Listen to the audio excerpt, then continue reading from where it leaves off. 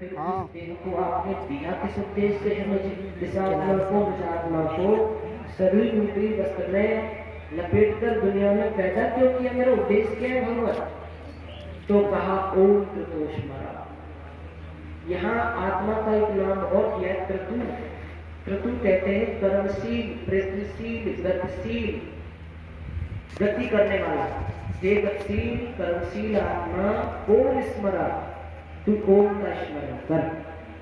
वास्तव में स्त्री पुरुष में आने का मुख्य उद्देश्य है भगवान को पाना, आत्मा परमात्मा की खोज, ये मुख्य काम है।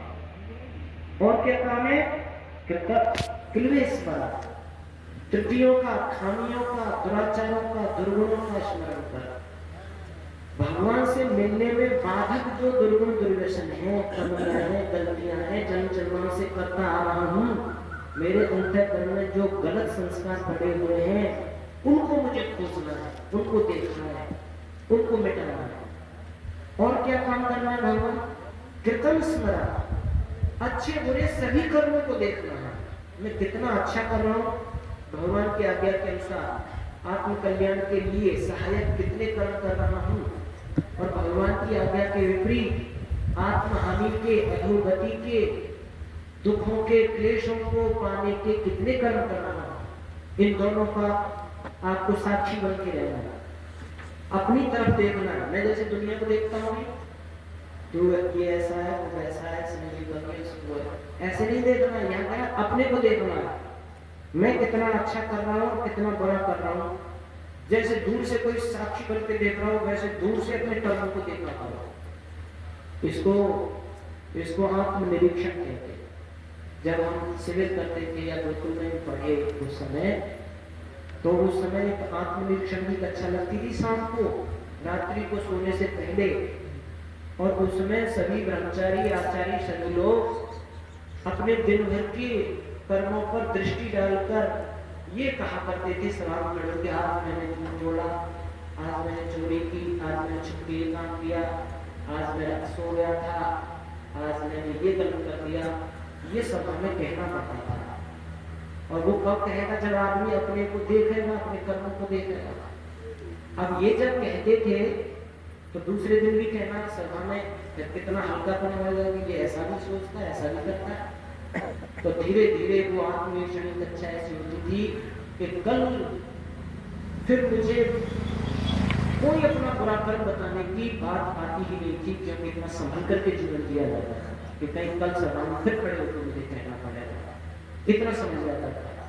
तो आत्मनिरीक्षण यहाँ क्या? कृतम स्मरा, तू अपनी तरफ ही देख, अपने जीवन को देख, उठना बैठना चलना फिरना लेन देन, मैं कितना अच्छा कर रहा हूँ, कितना बुरा कर रहा हूँ, किसके साथ गलत कर गया, किसके साथ अच्छा हो गया, इन सारी चीजों पर दृष्टि डाल करके चल। वैसे इस मंत्र के भाव को किसी कवि ने एक दोहे में लिखा है, दो बातों को याद रख जो चाहे कल्याण, नारायण एक मौत को, दूसरे श्री भगवान। दो बातों को हमेशा याद रखना चाहिए, इनको तो कभी भूलने की कोशिश ही नहीं करनी चाहिए। एक तो मृत्यु को नहीं भूलना चाहिए, अथ इदम भस्मांतम शरीरम, एक दिन मेरे शरीर की मुट्ठी राख हो जाएगी, ये बात याद रखो। और एक ओम स्मरा, भगवान को याद रखो। आप कहेंगे जी भगवान को याद रखना तो अच्छी बात है, पर मृत्यु को भी याद रखना चाहिए। मृत्यु का तो नाम सुनते कब कभी छूटती, और कोई मरने की बात कहते हैं, क्या बढ़िया बात करो, क्या मरने की बात कर रहे, कोई अच्छी बात शुरू करो। ऐसा लोगों की मान्यता है, क्योंकि मरना कौन चाहता है, मरने की बात सुनना कौन चाहता है। एक बार क्या हुआ, कोई एक लकड़हारा था, जंगल से लकड़ी काटा करता था, बाजार में बेचता था, उसके मसाले आटा डाल लेकर घर को पालता था। ये करते करते वृद्धावस्था आ गई उसकी। अब जंगल में लकड़ी काटे, गट्ठर बांधे, एक दिन कुछ लकड़ी ज्यादा कट गई, गट्ठर बड़ा हो गया। अब उसे उठा के सिर पर रखने की कोशिश करे, गिर पड़े, फिर उठाने की कोशिश करे, फिर गिर पड़े। बुढ़ापा था, गट्ठर ज्यादा हो गया था, निकालने का लोग जो है निकालने नहीं दे रहा था। काटी है, मेहनत की है, पूरी जानी चाहिए लकड़ी। अब वो हार करके पसीने पसीने हो गया तो सोचने लगा, अरे इस जिंदगी से तो मौत उठा के ले जाए तो अच्छा है, इस जिंदगी से तो मौत ले जाए, मृत्यु हो जाए तो अच्छा है। तो इतने में एक देवी आके खड़ी हो गई। उसने कहा, आप कौन हो देवी? कि मैं वही हूँ जिसको तुम अभी पुकार रहे थे, मैं उसको बुला रहा था कि मृत्यु को। कह रहे थे मृत्यु ले जाए तो अच्छा है, मैं आ गई हूँ और तुझे ले जाऊंगी। तो मृत्यु को सामने खड़ी देखते हुए झटपटियां कांपने लग गई, डर पर पड़ गई, चेहरा पीला पड़ गया। कहने लगा, देवी मैंने तुमने इसलिए याद किया, ये वृक्ष तेरा भारी हो गया, थोड़ा हाथ की मदद करवाओ, मेरे सिर पर रखवा दो, यहाँ से चली जाओ। आदमी भूल से कह जाता है पर वास्तव में अंदर से चाहता नहीं है, मौत वो चीज है उसके सामने। पर वेद कह रहा है मृत्यु को याद रखो, मृत्यु को याद रखना बड़ा कल्याणकारी है। बस ये मृत्यु को याद रखना कल्याणकारी क्यों, ये देखना आपको। मेरे विचार से हमने जहां तक सोचा है, जो व्यक्ति मृत्यु को याद रखेगा वो कभी गलत काम नहीं करेगा, और जो मृत्यु को भुला देता है जवानी के जोश में और समझता है कि मैं ऐसे ही बना रहूंगा, ऐसे ही, तो फिर वो कितनी बेईमानी करेगा, कितने दुराचार करेगा, दुर्गुण करेगा, क्योंकि उसे तो ये लग रहा है ऐसा ही बना रहा हूं। पर एक दिन मौत ले जाएगी तो खाना खाकर क्यों पाप लाद करके ले जाऊं, ये सोचने पर मजबूर होगा। एक बार क्या हुआ, एक तो महाराष्ट्र की घटना है। एक नाथ नाम के एक संत हुए, बड़े अच्छे संत हुए। एक व्यक्ति ने, जो उनका शिष्य था, उसने पूछा कि महाराज हमने जिस किसी के मुख से सुना है आपका जीवन बड़ा पवित्र रहा है, आपने बड़े सत्य में पवित्र में जीवन जिया है, कोई आपने आज तक कमी नहीं देख पाया, कोई आपने कमी की नहीं है, ऐसा इतना सुंदर जीवन आप कैसे बचा पाए, कैसे बना पाए, इसका कुछ रहस्य बताइए। तो एक संत ने कहा, इसका उत्तर तो मैं कभी बाद में दूंगा कि मैं कैसे पवित्र जीवन बचा पाया, बना पाया, ये उत्तर तो मैं बाद में दूंगा। पर मुझे एक मनोयोग से बात समझ में आ रही है कि तू सप्ताह के अंदर दुनिया से विदा हो जाएगा, सप्ताह के अंदर तेरी मृत्यु हो जाएगी। देख कर बड़ा है, क्योंकि हमारे यहाँ संत विद्वानों को वाक्य को ब्रह्म वाक्य माना जाता है। ये जो कहते हैं वो बदल सत्य होता है। उसके जम गई कि मैं अब सप्ताह भर का रह गया हूँ और सप्ताह में मेरी मौत हो जाएगी, चला जाऊंगा। अब वो अपने घर गया, सोचने लगा अब 7 दिन में मुझे कुछ अच्छे ही काम करने चाहिए, जैसे अपने जीवन में मैंने तो कुछ अच्छा किया ही। अब लगा गायत्री मंत्र का जाप करने, कुछ दान पुण्य करने लगा, लोगों के साथ बड़ी मधुरता का व्यवहार करने लगा, छींक छींक के पैर रखने लगा, लेन देन में व्यवहार में कोई त्रुटि न हो जाए। 7 दिन में मरने वाला हूँ, 7 दिन का जीवन रह गया है, अब तुरंत में कुछ अच्छा कर लूं। 7 दिन उसके अच्छे कामों में व्यतीत हो गए, 8वां दिन शुरू हो गया। एक नाथ ने सोचा चलो वहीं से मिलेंगे। 8वें दिन उसके पास पहुंचे, उसने चरण छुए, छूटते का महाराज हम तो ये सुनते थे आप बड़े सत्यवादी रहे हैं, लेकिन आप तो झूठ भी बोलते हैं। वह झूठ क्या बोला हमने? आपने कहा था कि सप्ताह के अंदर तुम्हारी मौत हो जाएगी, 7 दिन निकल गए, 8वां दिन शुरू हो गया, मैं कभी देखता हूँ खत्म मराई थी। तब एक नाथ जी ने कहा मैंने झूठ नहीं कहा, दुनिया में जो भी जन्मा है वो 7 दिन के अंदर ही जाता है, कोई रविवार को, कोई सोमवार को, कोई मंगल को, कोई बुध को, कोई बृहस्पति शुक्र शनि, 7 ही दिन तो है, सप्ताह में तो जा रहे हैं। किसी को कुछ किस दिन गया, शनिवार को गए, कोई शुक्रवार को गए, कोई रविवार को गए, तो मैंने झूठ कहाँ पर? उसने कहा महाराज मैं तो ये सोच रहा था कि केवल 1 सप्ताह का जीवन है। अच्छा एक बात बताओ, इन 7 दिनों में तुमने काम कैसे कैसे किया? महाराज आपके मुख से निकली बात से मुझे भरोसा हो गया कि मैं मरने वाला हूँ, तो मैंने सोचा कि ना कुछ अच्छा ही किया जाए। आप क्या गलत करने से बहुत कुछ हो गया, मैंने बहुत गायत्री का जाप किया, दान पुण्य किए, लोगों के साथ बड़ा अच्छा व्यवहार किया, कहीं त्रुटि न हो जाए, छींक छींक के पैर रखे, 7 दिन बिल्कुल घरदारे में व्यतीत हुए। एक नाथ ने कहा भाई तुम्हारे कुछ दिन के प्रश्न का उत्तर आएगा, तुमने केवल 7 दिन मृत्यु को याद रखा कि मौत आई मौत आई मौत आई, उस मृत्यु के भय से तुमने अपने जीवन को अच्छे कामों में लगाया। लेकिन मैंने जब से वो संभाला है तब से मैं रोज मृत्यु को याद करता हूँ, हर समय मृत्यु को याद रखता हूँ। मैं डूबता ही नहीं, उसके भय से मैं आज तक कोई गलत काम नहीं कर पाया। ये बात हकीकत है। कोई भी स्त्री पुरुष मृत्यु को भुला देगा जिस दिन, उस दिन वो अपने जीवन से कितने गंदे काम कर सकता है, फिर वो आपको पता चलेगा। लेकिन जो मौत को याद रखेंगे वो गलत कामों में कदम नहीं बढ़ाएंगे। अगर मरना ही है तो फिर ऐसे गलत काम करके, अनैतिक काम करके क्यों जाए। वैसे एक बात और समझ में, मृत्यु कोई डरावनी वस्तु नहीं है। मृत्यु तो भगवान का एक वरदान है, एक इनाम है, एक भगवान की हमारी तोहफा है। मृत्यु को अच्छा समझ करके चला करो, बुरा नहीं।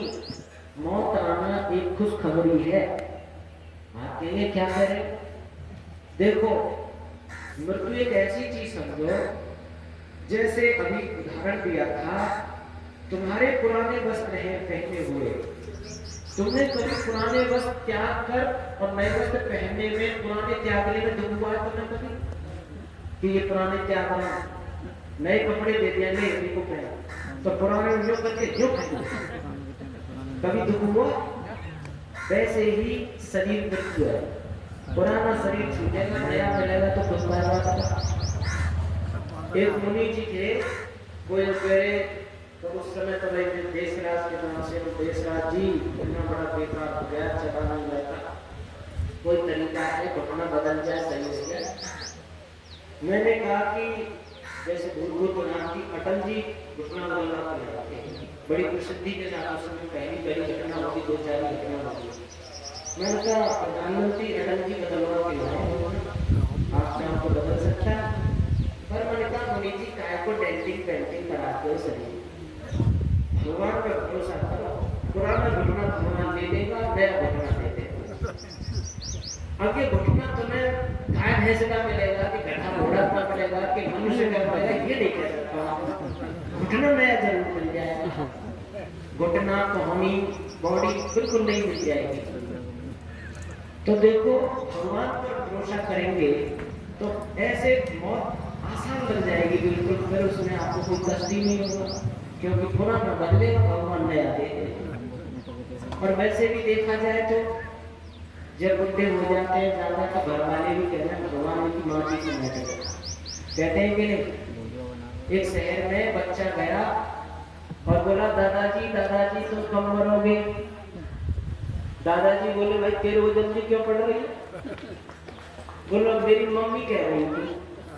तेरी मम्मी क्या कह रही थी? कि मैंने मम्मी से पैसे मांगे, पैसे दे दो मम्मी, चॉकलेट लाऊंगा, टॉफी लाऊंगा। मम्मी बोली बेटा तेरे पिताजी की थोड़ी आमदनी है, खर्चे बहुत हैं, इसलिए पैसा नहीं दे सकती। देख तेरे दादाजी जिस कमरे में रहते हैं ना, एक दिन जब वो मर जाएंगे तो वो कमरा खाली हो जाएगा, फिर उस कमरे को किराए को उठा दिया करेंगे, फिर कई 1000 रुपए किराए की आमदनी बढ़ जाएगी, तब कितनी भी टॉफी खा। तो घर वाले भी सोचे कि ये बुढ़े बुढ़िया कभी खत्म हो, घर की कोठरी खाली हो, या हम अपना सामान रखे, खाना घेर रखिए, इधर गंदगी फैलाते उधर गंदगी फैलाते। अच्छा सोचते हैं कि नहीं घर वाले, क्योंकि देखो भगवान का प्यार देखो, इस बुढ़े शरीर में से भगवान आत्मा निकालता है और बच्चे के शरीर में रख देता है, बच्चे को गोद में लिए फिर। कोई वृद्ध अगर पेशाब कर जाए, पास में ना चला जाए, दादाजी यही पेशाब करके तुम चले जाते, और बच्चा शरीर पे कर जाए, कोई कर जाए, आत्मा वही है जो बुढ़े के शरीर में थी, वो आके नए शरीर में आ गई है। तो 10 वर्ष कितना प्यार मिलता है, और बुढ़े के शरीर में प्यार मिलता है कि भगवान की कितनी कृपा है। अब ये प्यार नहीं कर रहे तेरे से, छोड़ इसको, अब प्यार वाले जगह पर भेजता हूँ। कुत्ते के पिल्ले को भी गोद में लिए खड़े, गाय भैंस का गधा का भी कचरा पकड़ा प्यारा लगता है, गधे का भी लिपटे वाला खूब है खेले। तो देखो भगवान की कृपा है, मृत्यु आना, मृत्यु को गलत नहीं समझना चाहिए। मृत्यु ऐसे समझो पुराने घर से निकाल के नए भवन में डाल दिया तुमको। हम कितने पुराने घरों को छोड़ के नए भवन में बड़े शौक से गृह प्रवेश करा, हमें लड्डू बांटा है, नया घर बन गया। तो नया घर मिलता है किससे? कम लड्डू बांटने की बात है क्या? इसलिए मृत्यु से कभी भी हमें घबराना नहीं चाहिए। अच्छा, घबराते रोते क्यों है? इतनी देर की बात है। जैसे कोई बहू बेटी क्या, बेटी है, बहन है, जब उसको विदा करते हो पहली बार विवाह के बाद, तो वो रोती है लिपट के। घर वाले भी रोते हैं, बेटी विदा होने के 20-22 वर्ष हमारे साथ है, अब हमसे दूर जा रही है। बेटी भी रोती है, जिस घर को मैंने अपना कहा, जिन भाई बहनों को अपना कहा, जिन माता पिता को अपना कहा, इस घर में कहीं उठती बैठती थी, कुछ भी रहती थी, खाती पीती थी, आज वो सब जगह से छूट गया, आज सब मेरे से छूट रहा है, ऐसा सोच के तो वो रोती है। और जैसे ही गाड़ी में चढ़ के बैठ और ससुराल पहुंचती है, तो माता बहनें बेटी फूल मालाएं और नीचे बिछाती हैं और वाद्य यंत्र गीत गाते हैं, बड़े सम्मान के साथ उनको उतारा जाता है और फिर वहाँ प्रसाद बढ़ता है, फिर नृत्य गान होते हैं। अब जो बेटी यहाँ रो रही थी, वहाँ जाके वैसा ही धन मिल गया, वैसे और संबंधी मिल गए, यहाँ का रोना धोना वहाँ हंसी खुशी में बदल जाए। फिर वो भी गाती है, वो भी नाचती है, वो भी हंसते खेलते रहती है, सब कुछ उसको वो जो पहले लग रहा था वो भूल जाती है। इतना सा अंतर है बस। ये सब गांव छोड़ना, ये ससुराल में जाना, सामान वही मिल जाते हैं, चाहे यहाँ से बढ़िया मिल जाए, यहाँ से अच्छे भी तो मिल सकते हैं, पर मिलेंगे किससे? कर्मों से। जिसने मृत्यु की तैयारी की है उसको ही मौत दुखदाई नहीं होगी, और जिसने मृत्यु की तैयारी नहीं की है, आंख मूंद के यूं जिया है, उसे मौत दुखदाई होती है। एक छोटा सा उदाहरण दे रहा हूँ यहाँ पे। एक बार क्या हुआ, एक राजा जो है उसको लगा कि अब मैं मरने वाला, तो उसने वसीयत लिखी, अपने राज्य की वसीयत, और वसीयत में एक बात लिखी कि जब तुम मेरा दाह संस्कार करके लौटो और जो प्रथम व्यक्ति तुम्हें मिले उसको मेरी जगह पर राजा बना देना और उसे 4 साल राजा रखना। उसके बाद उससे कह देना कि भाई 4 साल तक तुम हमारे राजा रहो, 4 साल के बाद जो ये नदी है उसके पर की तरफ जो बेहड़ है, जंगल है भयानक, उसमें तुम्हें छोड़ दिया जाएगा। और जब उसे छोड़ के आओ, फिर कोई पहला आदमी मिले, उससे भी कहना 4 वर्ष तुम हमारे राजा रहो, 4 वर्ष के बाद तुम्हें इस नदी के पर के किनारे छोड़ दिया जाएगा जो भयानक जंगल है। ये क्रम चलाते रहेगा। और उसकी मृत्यु हो गई, उसका अंतिम संस्कार करने गए। जब अंतिम संस्कार से लौटे, जो व्यक्ति प्रथम बार मिला उससे कहे हमारे राजा की वसीयत में लिखा है तुम अब उनके स्थान पर राजा बनो 4 साल तक। उसके बाद देखो ये नदी है, इसके पल्ले पर किनारे पर जो जंगल है उसमें तुम्हें छोड़ दिया जाएगा। अब वो राजा बन गया। राजा बनते इसने सोचा 4 वर्ष तो राजा मौज मस्ती ले लो, तो नाच कूद खाया पिया अंग्रेजियां बनाई, जो भी उसे विषय वासनाओं का अपना सुख लेना था वो भरपूर लिया उसने, अंधा होकर 4 वर्ष व्यतीत हो गए। चलो यहाँ से लेकर के जंगल में छोड़ दिया। शेर चीते बघेल जंगली नौच नौच कर सिखा, फिर जो मिला उसको राजा बनाया। ये क्रम चलता रहा।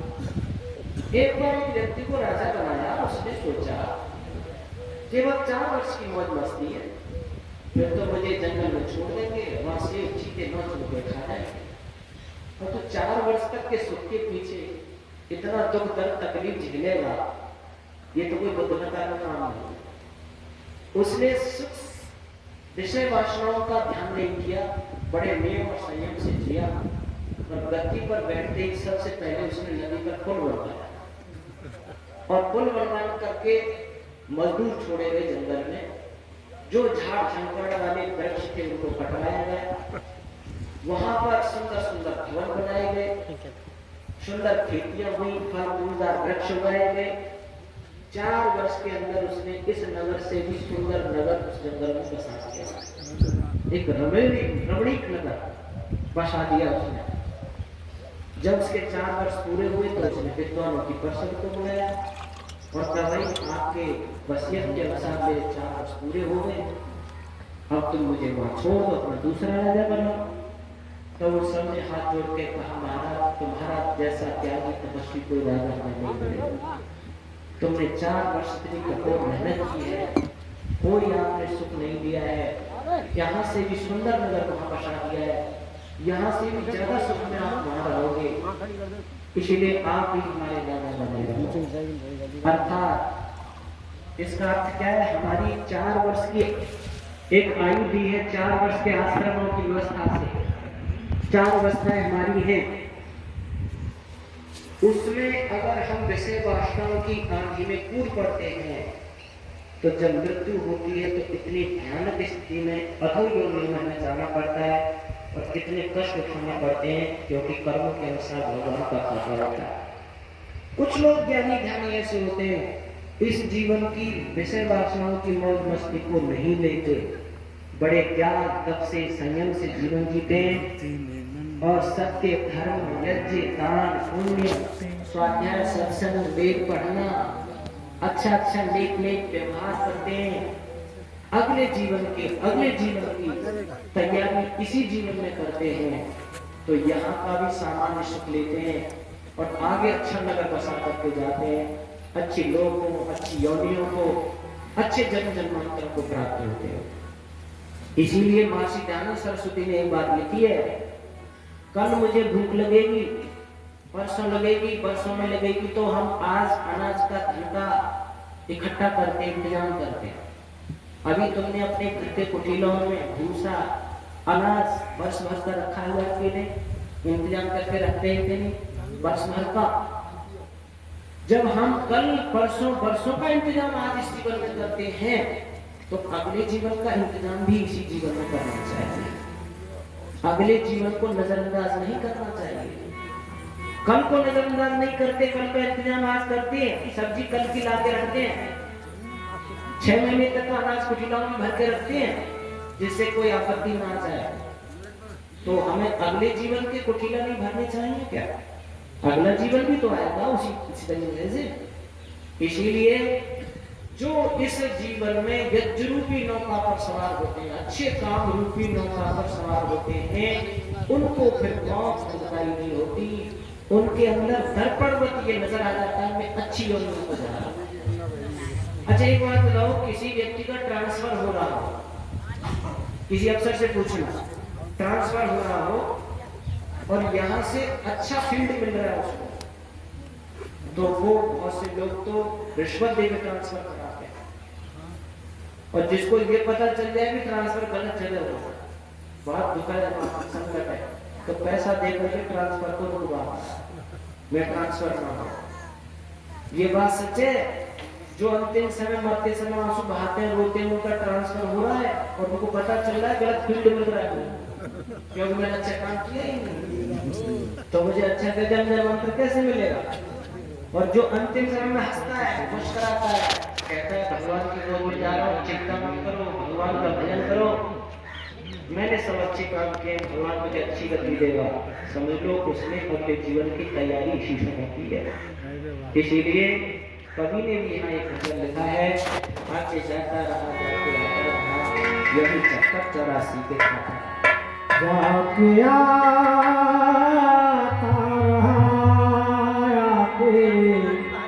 जाता रहा, यूं ही चक्कर 84 के आता रहा, जाके आता रहा, जाता रहा, जाके आता रहा, यूं ही चक्कर 84 के आता रहा। एशिया बागवन के उलट फेरने, एशिया बागवन के उलट फेरने, वक्त का ही हाथों से जाता रहा, जाता रहा, जाके आता रहा।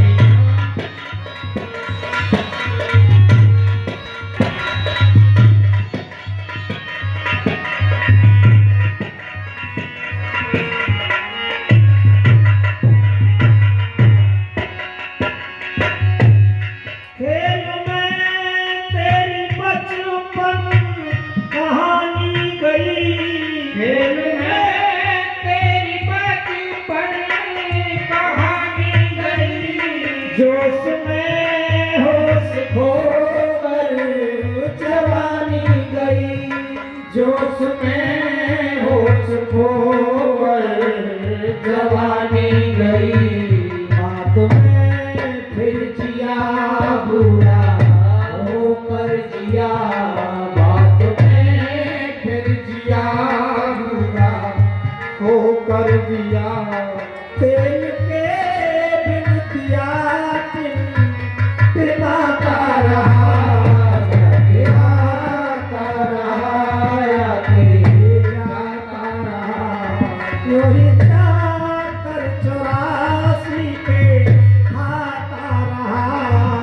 सिया भगवन के उलट फेर में, सिया भगवन के उलट फेर में, वक्त का ही राहों से जाता रहा, जाते आता रहा।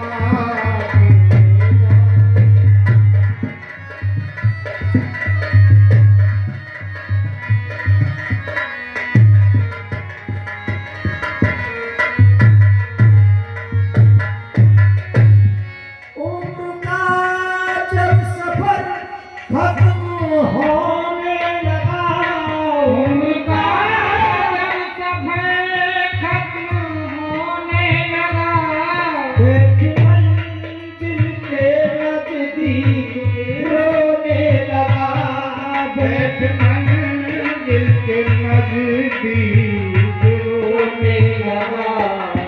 कहा पगली मंगी है श्वासों का धन, कहा पगली मंगी है श्वासों का धन, क्यों तू आस बन के लुटाता रहा, जाता रहा, या के जाता रहा। यूं ही जाकर 84 के खाता रहा, सिया भगवन के उलट फेर में, सिया भगवन के उलट फेर। वक्त का ही हाथों से जाता रहा, जाता रहा।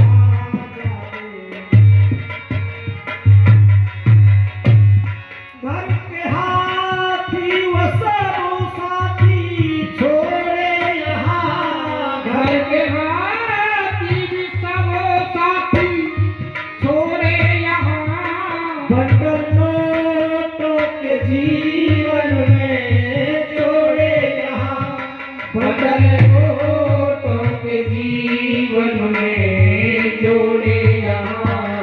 सब सामान नत्थासी छोड़े यहाँ, सब सामान नत्थासी छोड़े यहाँ। कल्यामल के तू मिलाता रहा, गिराता रहा, गिराता रहा। यूं ही जाकर 84 के खाता रहा, सिया भगवन के उलट फेर में, सिया भगवन के उलट फेर में। वक्त का ही हाथों से जाता रहा, जाता रहा, जाते